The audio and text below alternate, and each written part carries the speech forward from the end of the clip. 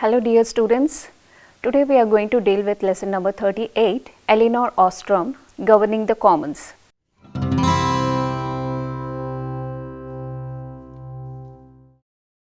After completion of this lesson, you will be able to understand early life of Elinor Ostrom, tragedy of commons, personal experience by Elinor herself, alternative to tragedy of commons, institutionalism and commons, governing the commons, and Ostrom's debate over tragedy of commons, from commons property regimes to multi-level governance.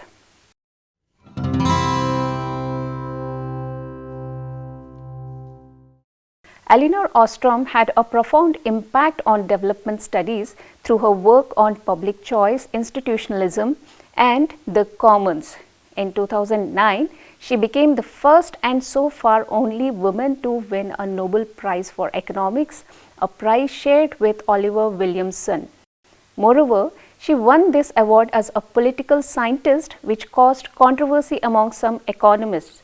She committed her professional life to expanding traditional economic thinking beyond questions of individualistic rational behavior towards a greater understanding of self-regulating cooperative actions within a public policy.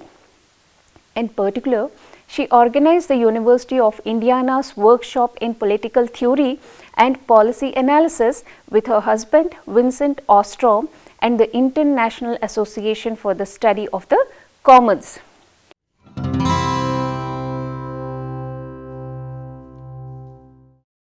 Elinor Ostrom was born in Los Angeles, California on 7th August in 1933, the daughter of an unemployed Hollywood set designer father and a musician mother.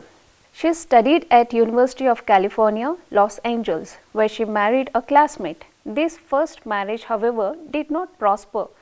I was thinking of doing a PhD, Elinor later explained. He was not too enthusiastic. They divorced and she returned to UCLA to do this PhD. In 1963, she married Vincent Ostrom, one of her professors. In 1965, she took up a job at the University of Indiana, where Vincent was already employed.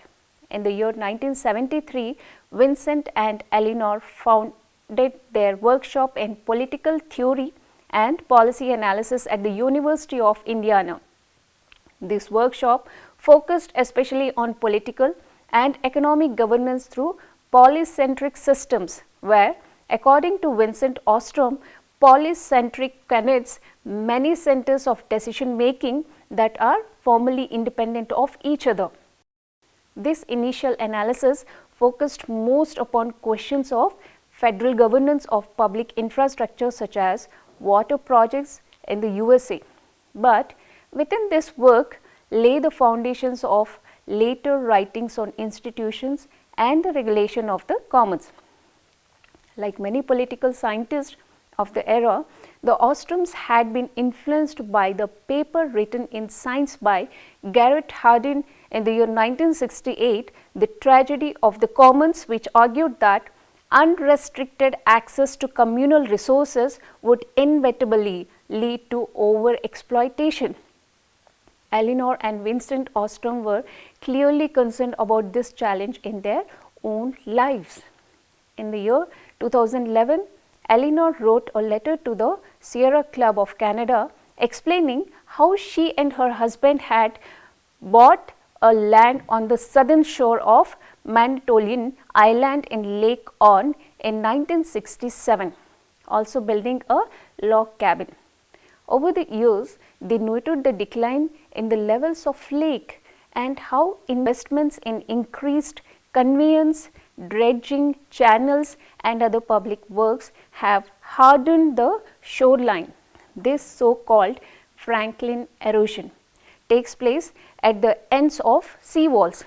Wave energy can be reflected from a sea wall sideways along the shore, causing coastal bluffs without protection to erode faster, leading to losses of wetland habitats. The destruction of wetlands is a concern because they are some of the most productive habitats on the planet. Wetlands also support the cultivation of rice, a staple in the diet of half the world's population. And they provide a range of ecosystem services that benefit humanity, including water filtration, storm protection, flood control, and recreation. Without wetlands, cities have to spend more money to treat water for their citizens. Floods are more devastating to nearby communities. Storm surges from hurricanes can penetrate farther inland.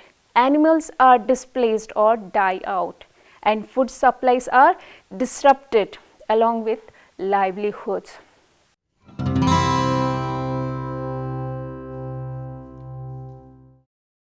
Elinor and Winston, however, began to develop an alternative vision to Hardin by showing how different means of access change the nature of goods to be governed. For example, in the year 1977, the Ostroms developed an early categorization of economic goods based on the difficulty of excluding actors wishing to appropriate them. In this classification, private goods exist where private consumption reduces their availability for another consumers, but where it is possible to exclude other users. Common pool resources refers to goods that are decreased through consumption, but where exclusion is more difficult. Tall goods occur when consumption has minimal effect on the resources and where it is easier to exclude consumers. And public goods are those that are reduced by consumption, but where exclusion is not possible.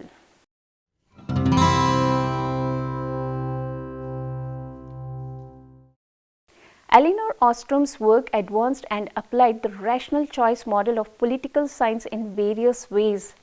Her most significant legacy lay in applying methodological individualism to understand cooperative behavior and institutions.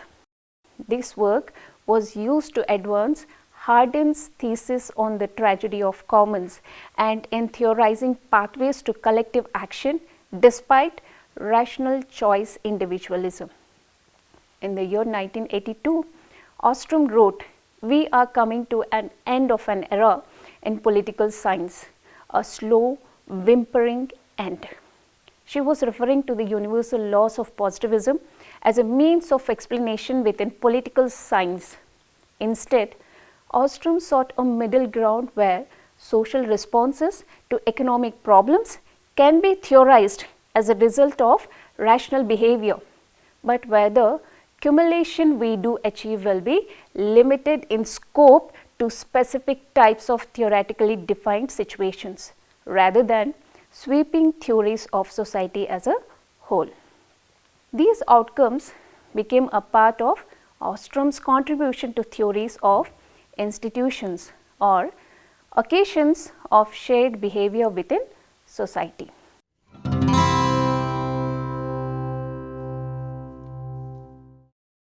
Ostrom identified three different worlds of social behavior relating to action, where individuals act: collective choice based on the decisions of representatives, and constitutional choices which change how decisions or actions are taken.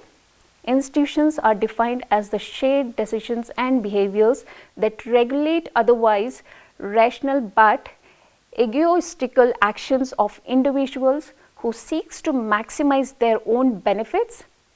She wrote, "If we limit the way we model individuals and situations to those models that have been successful in explaining market behavior, we may continually fail to show how different institutional arrangements have fallible and less than fully informed persons to achieve relatively satisfactory outcomes."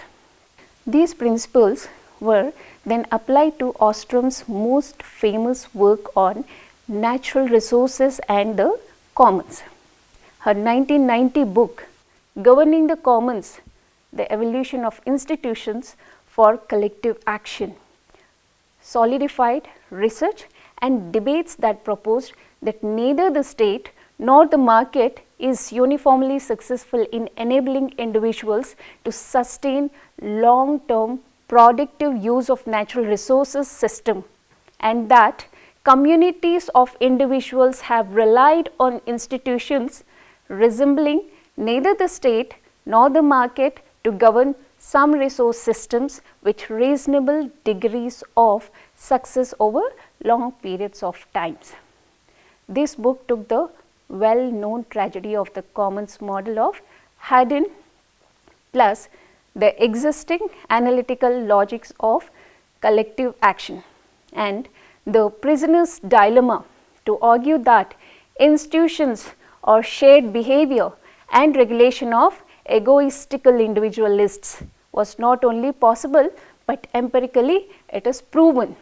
Yet, more important than historical and professional factors affecting Ostrom's decision to work in this particular paradigm was the influence of new institutionalism on her conceptualization of collective action and the commons, starting from the position that information about the state of the resource and intentions of resource users is costly. Ostrom argued that rules matter because they reduce the uncertainty that stems from the unpredictable behavior of others and resource systems. In all cases in which individuals have organized themselves to solve CPR problems, rules have been established by the appropriators that have severely constrained the authorized actions available to them. Such rules specify, for example, how many resources units and individual can appropriate, when, where and how they can be appropriated, and the amounts of labor, materials or money that must be contributed to various provisioning activities. If everyone or almost everyone follows these rules, resources units will be allocated more predictably and efficiently, conflict levels will be reduced, and the resource system itself will be maintained over time.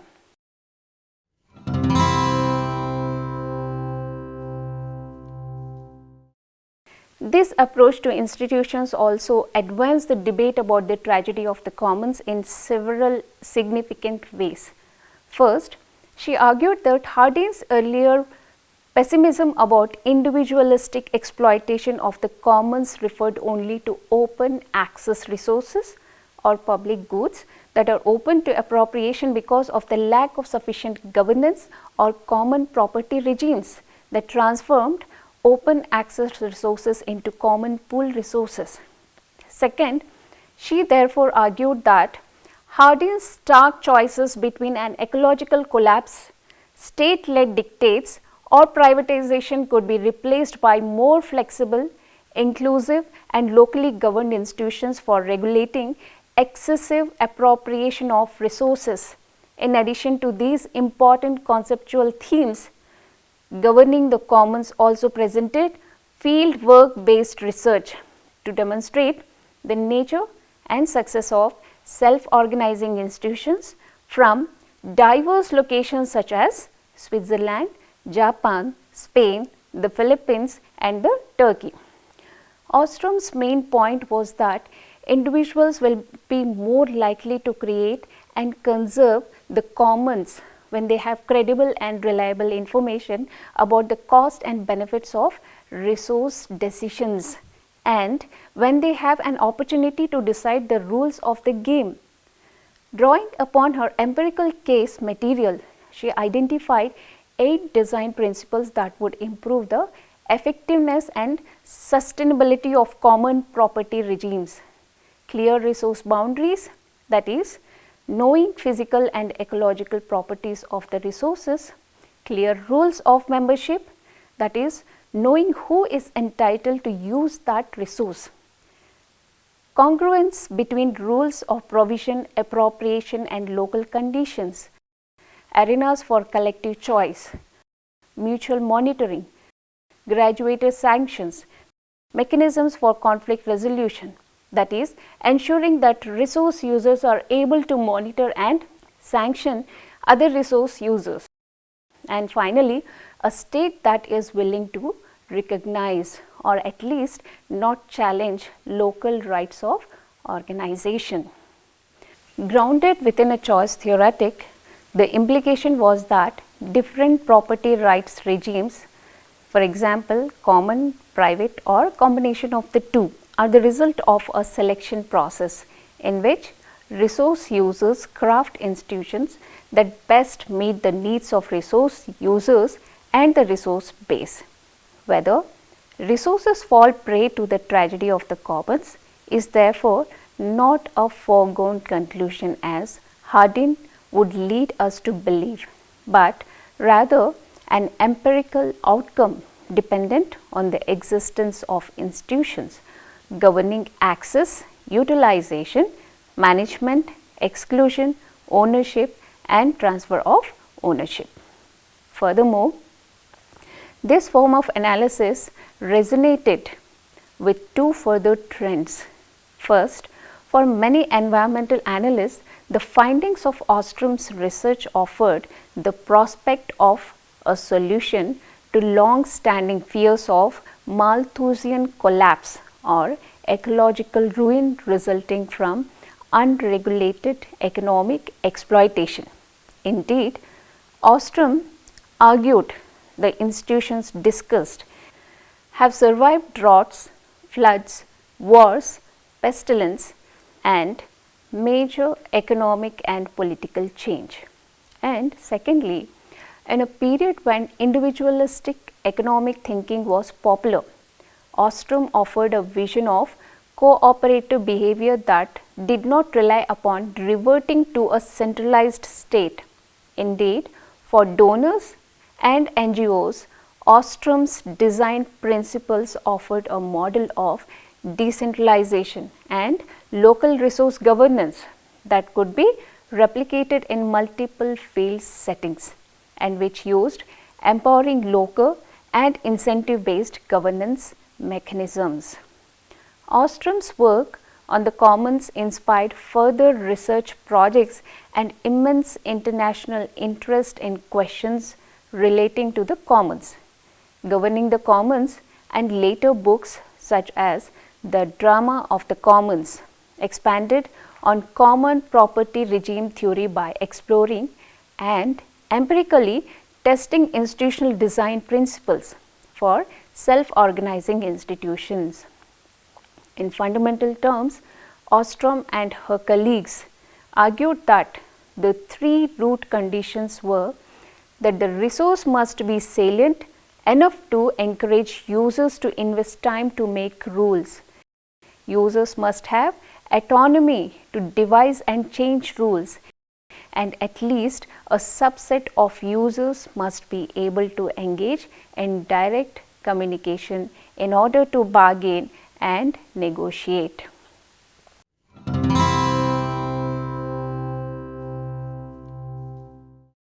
Elinor Ostrom's approach to the study of institutions and institutional change was rooted in her application of rational choice theory and methodological individualism.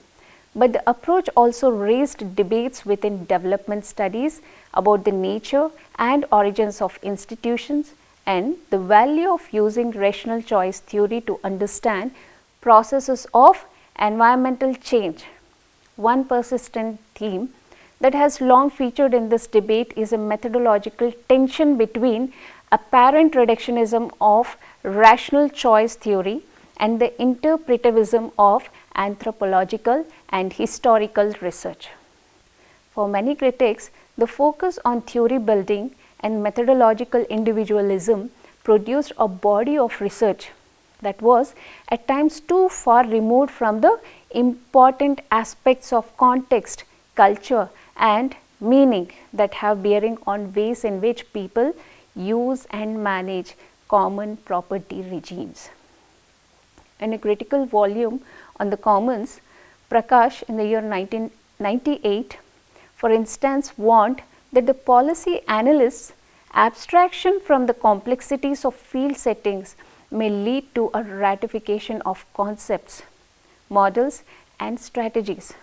Similarly, and in more detail, the anthropologist David Mosse argued that an institutional analysis of indigenous resource system is unlikely to be useful unless it has first correctly characterized the social relations and categories of meaning and value in a particular resource system. In the first place, this means resisting the tendency to impose a narrow definition of a economic interest, utility and value. And more critically, Michael Goldman argued that Ostrom's approach belied a fundamental tension between knowledge production and historical consciousness, a tension between casting a blind eye towards the destructive forces of capitalist expansion onto the commons and a broad smile that beams at the unskilled or underskilled local commoner who defies all odds by protecting the commons.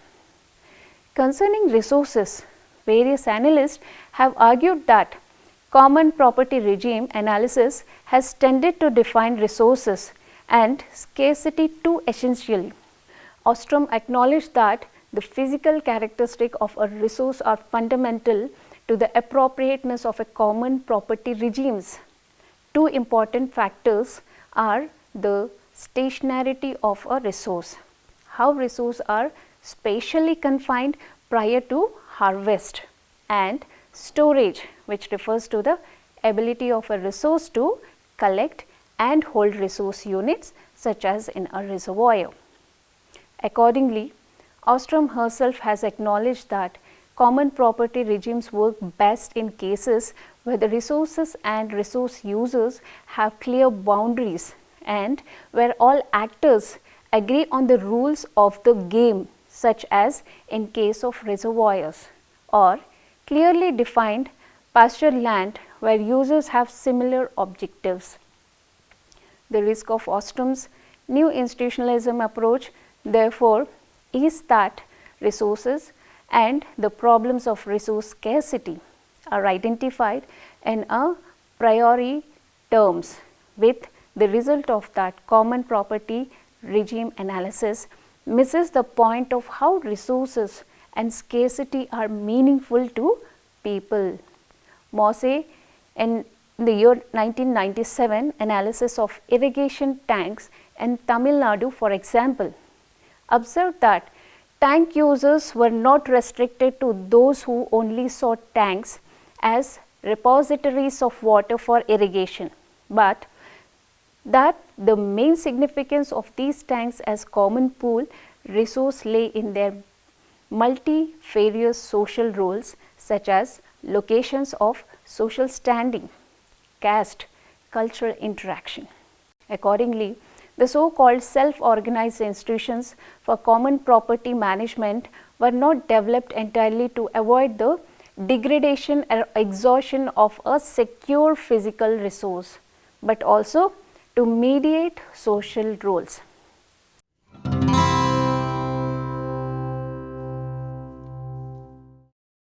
In later years, Elinor Ostrom also sought to apply her work on self-organizing institutions to wider spatial scales. Here, she drew on her earlier research and collaborations with her husband Vincent about the concept of polycentricism. The purpose of this work was extended the logic of incentive-led and locally autonomous institutions towards policies that can be scaled up to regions, national policies or international frameworks. But these approaches did not imply universal institutions or that polycentric systems were a panacea for problems. She wrote, "Polycentric systems are characterized by multiple governing authorities at differing scales rather than a monocentric unit. But different units within the system can make norms and rules within their own specific domain, ranging from family firms, governments or networks. An important aspect of polycentric analysis is its ability to incorporate a wide variety of formal, informal, state, non-state actors whose power to decide different resource governance outcomes varies in relation to different modes of governance. It also captures the important idea that different resources, for example, land, water, air, etc., have different governance dynamics, implying that resource attributes, social dynamics and institutional arrangements defined as rules and norms will have important bearing on resource sharing, conservation and distribution. Finally, the emphasis on networks and non-state actors highlights the role of leaders and shadow networks in creating the conditions for collective action in polycentric resource governance regimes.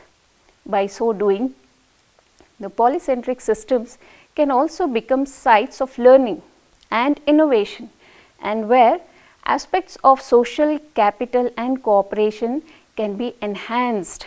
Ostrom's work therefore began to contribute more directly to international communities regime formation. The role of knowledge, epistemic and within environmental policy, and the integration of diverse actors and institutions within a system. Indeed, Ostrom applied this framework to global climate change policy. She wrote, "Climate change is a global collective action problem. While many of the effects of climate change are global, the causes of climate change are the actions taken by actors at smaller scales. Yet, Ostrom's writings about climate change also indicated the same controversies relating to her earlier work.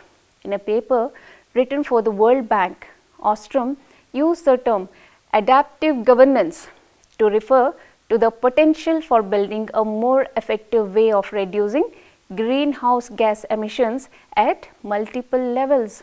In this sense, Ostrom was reusing her rational choice framework in order to identify how to change individualistic consumption of greenhouse gases in order to reduce degradation of common communal resources.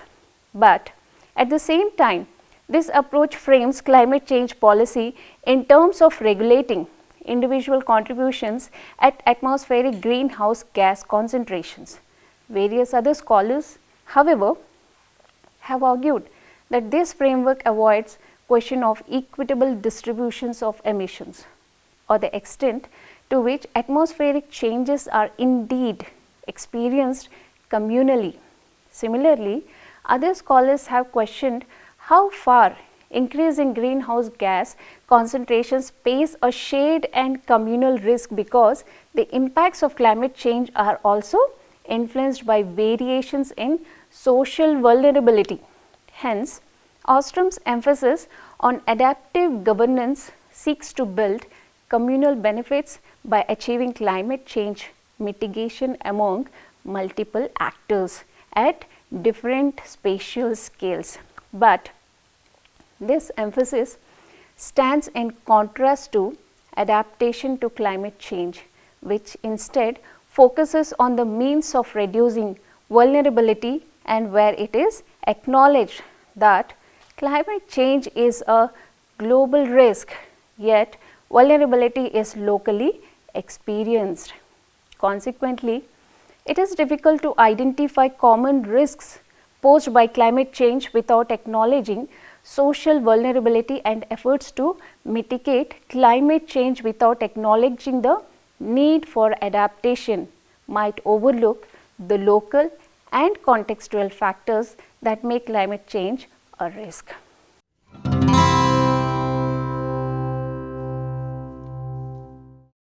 Elinor Ostrom contributed significantly to development studies by arguing that individuals well informed and with minimum rights of autonomy and monitoring could undertake collective action to protect communal resources without causing irreparable degradation or requiring the intervention of the state or private property rights. Ostrom's work offered a more optimistic and focused approach to development interventions than previous discussions about the tragedy of commons.